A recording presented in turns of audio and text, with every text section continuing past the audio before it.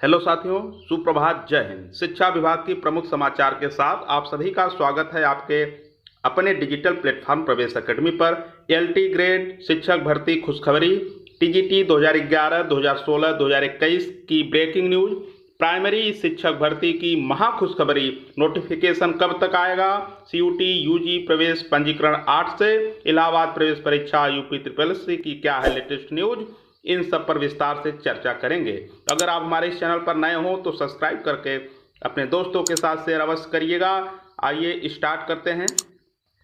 TGT 2016 और 2021 भर्ती पूरी, यानी टीजीटी की 2016 की भर्ती प्रक्रिया पूरी हो जा चुकी है, 2021 की भी। 2011 जीव विज्ञान वाले अटके हैं, तो अभी 2011 की जो भर्ती प्रक्रिया थी उसमें जीव विज्ञान वाले अभी भी अटके हैं। टीजीटी पीजीटी के रिक्त पदों पर मांगी नियुक्ति, तो टीजीटी पीजीटी पर जो रिक्त पदे हैं इन पर फिर नियुक्ति प्रक्रिया मांगी जा रही है। अशासकीय सहायता प्राप्त माध्यमिक विद्यालयों के लिए वर्ष 2016 एवं 2021 की प्रशिक्षित स्नातक शिक्षक टीईटी शिक्षक भर्ती की अवशेष प्रतीक्षा सूची के भी अभ्यर्थियों को विद्यालय आवंटित कर दिए गए हैं, लेकिन वर्ष 2011 जीव विज्ञान के अभ्यर्थी 12 वर्ष से अटके हुए हैं। इस विषय के अभ्यर्थियों की परीक्षा आवेदन लेने के 5 वर्ष बाद 17 जून 2016 में हुई थी। तो 5 वर्ष बाद फॉर्म भरने के 5 वर्ष के बाद एग्जाम होता है। इसके बाद अभी भी उसका कोई पता नहीं है कि भर्ती प्रक्रिया कब तक होगी। एलटी ग्रेड शिक्षक भर्ती के लिए लोक सेवा आयोग पर बढ़ा दबाव, उच्च शिक्षा मंत्री के बयान के बाद भर्ती को लेकर दूर हुआ असमंजस। यूपीपीएससी को महीनों पहले मिल चुके हैं रिक्त पदों के अध्याचन, तो उत्तर प्रदेश के उच्च शिक्षा मंत्री के स्पष्ट कर दिया है कि राजकीय इंटर कॉलेजों में शिक्षकों की भर्ती पूर्व की भांति उत्तर प्रदेश लोक सेवा आयोग यूपीपीएससी ही कराएगा। मंत्री के इस बयान के बाद आयोग पर भर्ती जल्द शुरू करने का दबाव बढ़ गया है।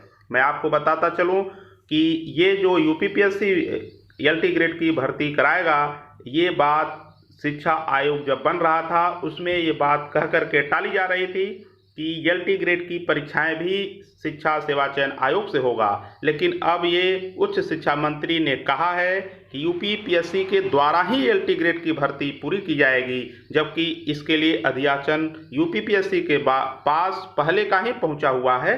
तो अब ये दबाव बढ़ा है। अब देखिए यूपीपीएससी कब तक एलटी ग्रेड की परीक्षाएं कराता है।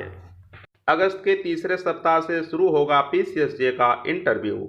उत्तर प्रदेश लोक सेवा आयोग की ओर से उत्तर प्रदेश न्यायिक सेवा सिविल जज जूनियर डिवीजन भर्ती 2022 के लिए इंटरव्यू अगस्त के तीसरे सप्ताह तक होंगे। 23, 24 एवं 25 मई को मुख्य परीक्षा हुई थी, जिसका रिजल्ट आ चुका है। अब बहुत ही जल्द इसका आपका अगस्त के तीसरे सप्ताह से इंटरव्यू भी प्रारंभ है। युवा मोर्चा ने विपक्षी दलों को लिखा पत्र। उत्तर प्रदेश शिक्षक भर्ती, खास करके प्राइमरी शिक्षक भर्ती के लिए लगभग 5 से 6 वर्षों से अभ्यर्थी लगातार प्रयास कर रहे हैं कि एक भर्ती देखने को मिले, लेकिन अभी तक इस पर कोई स्पष्टीकरण नहीं आया। इसी को ध्यान में रखते हुए युवा मोर्चा ने विपक्षी दलों को इंडिया का जो विपक्षी दल बना है इंडिया नाम से, तो उसके लिए मानसून सत्र में लाया जाए रोजगार अधिकार विधेयक, इसके लिए पत्र लिखा गया था। उत्तर प्रदेश में प्राथमिक शिक्षक भर्ती में जितने पद खाली हैं उसकी संख्या बताई जाए और उस पर भर्ती प्रक्रिया प्रारंभ की जाए। उसी को ध्यान में रखते हुए बुधवार को राज्यसभा में शिक्षा मंत्रालय से शिक्षकों के खाली पदों को लेकर सवाल पूछा गया कि देश में कक्षा 1 से 8 तक के स्कूलों में शिक्षकों के कितने पद खाली हैं, जिसका जवाब शिक्षा मंत्रालय की ओर से दिया गया है।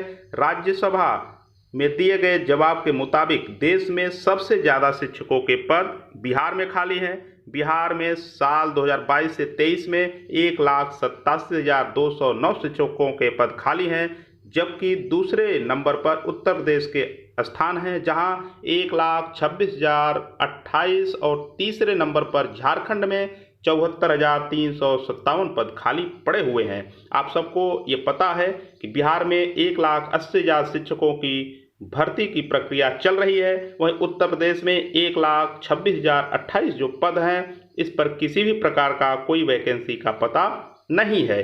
तो ये अब राज्यसभा से जब ये बात निकल करके आई है। निश्चित तौर पर आप सबको अब तैयार रहना है एक बड़े आंदोलन के लिए। बिना आंदोलन का कोई भर्ती आपको देखने को नहीं मिलेगी। अब सरकार पर भी दबाव पड़ेगा और एक भर्ती आपको लोकसभा से पहले देखने को मिलेगी। इसमें कोई इधर उधर की बात करने की जरूरत नहीं है, सरकार को भर्ती देनी ही पड़ेगी। यूपी में सरकारी स्कूलों में कक्षा 1 से 8 के शिक्षकों के लिए 1,26,000 से अधिक पद हैं खाली। ये सरकार मानती है। जब ये सरकार मानती है तो इस पर भर्ती प्रक्रिया प्रारंभ क्यों नहीं होती है, ये बड़ा सवाल है। अभी तक सरकार ये बच रही थी कि हमारा आयोग अभी बन रहा है। जब आयोग अस्तित्व में आ गया है तो भर्ती प्रक्रिया बहुत ही जल्द प्रारंभ कर देनी चाहिए। अगर प्रारंभ नहीं होती है तो जमीनी स्तर पर एक बड़ी लड़ाई लड़ी जाएगी। अभी भी बहुत लड़ाई लड़े गए हैं लेकिन उसका परिणाम नहीं मिला है।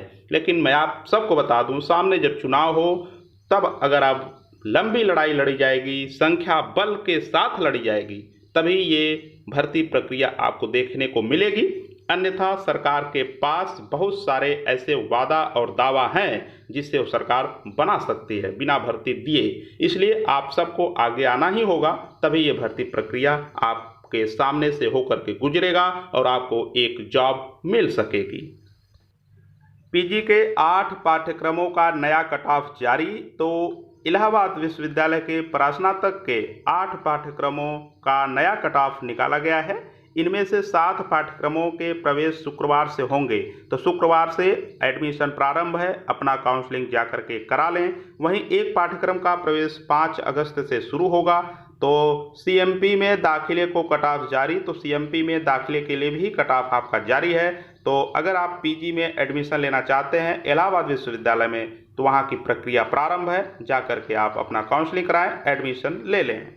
बच्चों में मोबाइल की लत खतरनाक, रच रहे साजिशें। मोबाइल की लत बच्चों के स्वास्थ्य पर जो बुरा प्रभाव डाल ही रही है, अब साजिशों का भी अंजाम दे रहे हैं। खुद के अगवा होने की कहानियां बना रहे हैं। बच्चों की ऐसी हरकतें काफ़ी गंभीर हैं। तो मोबाइल पाने के बाद जब छोटे उम्र के बच्चे जब पहली बार मोबाइल पाते हैं तो बहुत सारे ऐसे फीचर्स होते हैं मोबाइल में जिसका प्रयोग वो करने लगते हैं। साथ ही साथ अब ये दौर देखा जा रहा है कि बच्चे अपनी कहानियां इस प्रकार से बना रहे हैं कि उन्हें अगवा कर लिया गया है। तो ये चिंता का विषय है और इसकी जांच पुलिस कर रही है। ऐसे सभी बच्चों को पुलिस दबोच रही है जो इस प्रकार की वातावरण तैयार कर रहे हैं, खुद को अगवा होने की कहानियां बना रहे हैं।